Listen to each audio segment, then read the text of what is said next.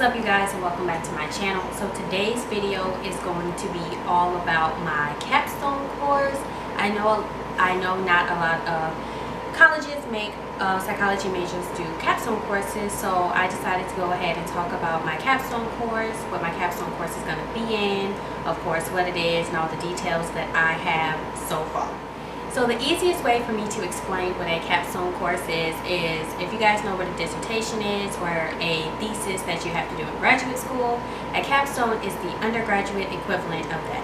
It is just basically a huge paper that we have to do. So the way my school does it is it has to be a 400 level class. So we pick whatever 400 level class that we are interested in, and that professor of that class will be our capstone professor. So the first week of class we'll meet with that professor, and I thought I might add, you are not going to be the only student doing their capstone with that professor. So it'll probably be a group of you guys. They don't overload themselves with students, so it'll probably be 5 students max. Most professors like to keep it at like the 3 or 4 student range. It's a little bit easier to meet outside of class with 3 or 4 students rather than 5, 6, 7 students. So you guys will get together the first week of classes and basically brainstorm topics that your capstone paper is going to be on, and the topic obviously has to be related to that class. So you're going to pick a topic, and that is what your capstone paper is going to be on. So different professors at my school kind of do it differently. So there is a minimum page requirement that is like departmental, and I think that's 7 pages. But the professor can have you write as many pages as they want, basically. They just have to keep the departmental minimum standard. So my professor hasn't really given us that minimum standard for her yet, so I don't know if I'm going to be writing 20 pages. I just know I'm going to be writing a minimum of I think, what did I say, 7 or 8 pages. So this is a pass or fail. If you fail, you do not graduate. So it is very important to pass this class. It is needed for graduation, so it's something that you have to take serious. But I feel like it's also going to be something that is very fun because you get to pick the class that you want to do your capstone in, as well as the topic that your paper is going to be on.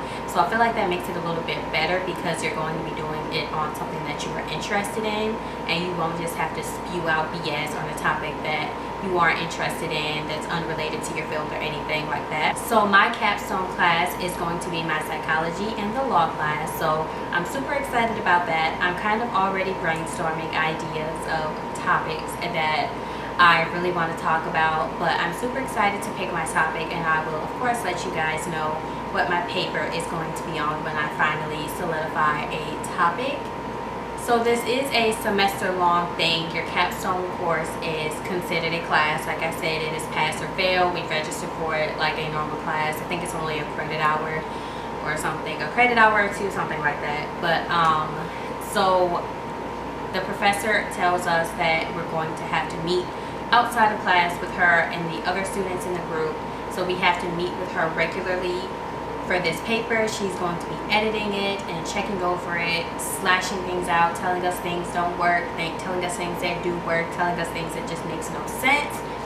It's going to be very, very, very hard. It's going to be a very stressful process, but I'm really excited because I feel like it'll help me when it's time to do my dissertation for my PhD program.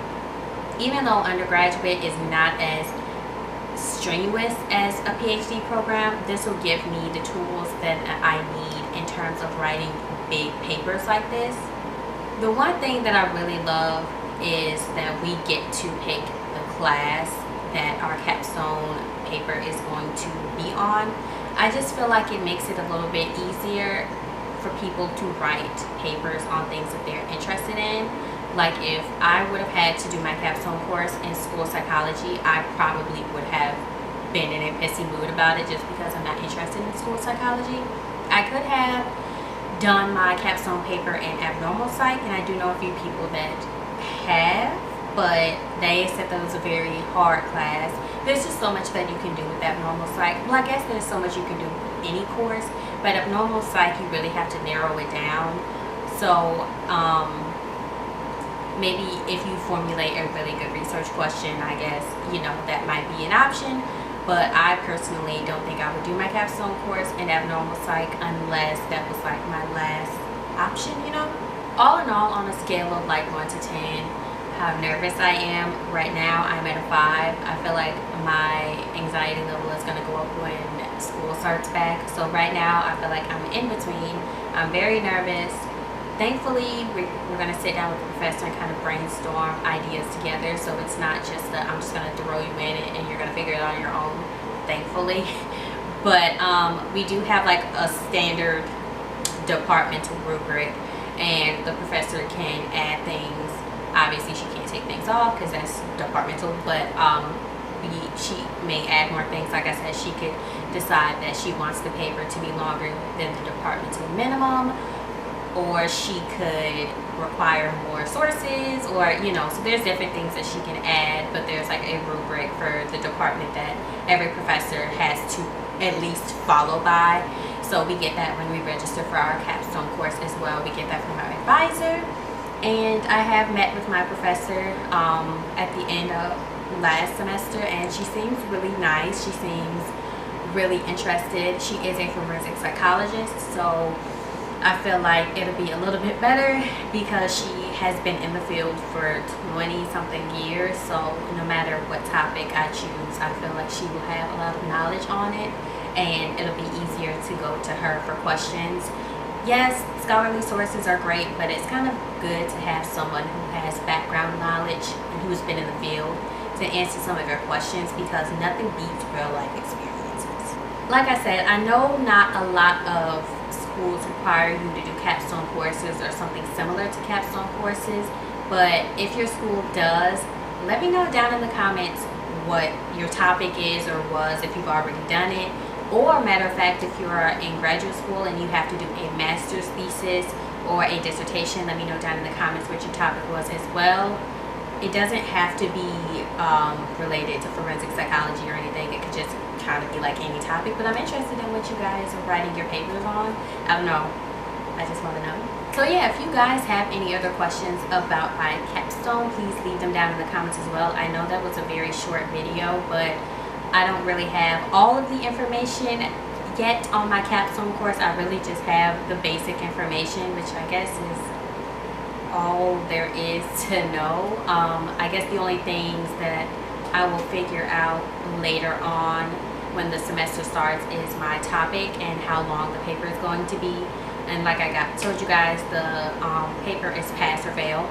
So I really don't have any room for error. This is my last year of undergraduate, if you guys did not know. So again, I have no room for error at all. But I'm really excited because I get to pick whatever topic I wanted to be on. So I'm kind of brainstorming now because I want it to be the best topic like ever.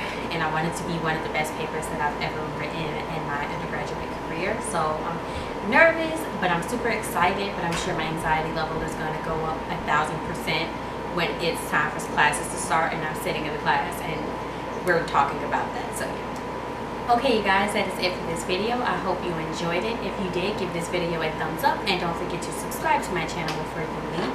And I will see you guys in my next video.